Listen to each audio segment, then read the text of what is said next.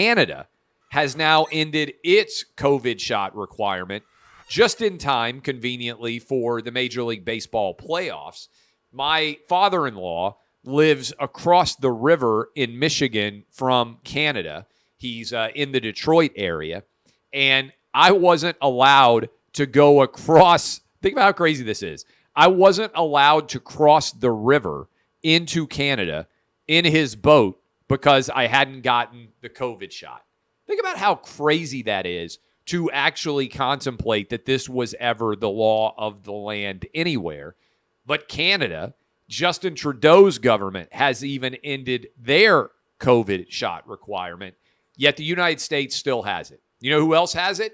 China, North Korea, the United States, among the only countries still in the world that are requiring people entering the country in airplanes to have the COVID shot. Non-citizens, by the way.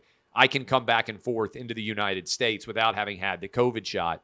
But all of this is crazy, particularly because it's built upon Dr. Anthony Fauci, who mocked masks at restaurants in private, according to Brian Morgenstern, who we just had on the radio program.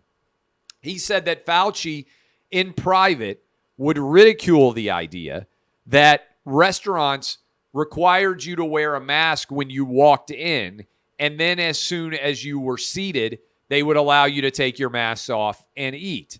Many people, including yours truly here, have ridiculed this idea for years.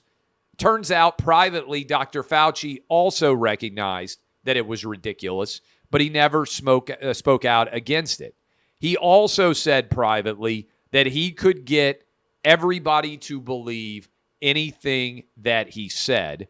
Brian Morgenstern told us that Fauci was an egomaniac who was certainly wrong about almost everything.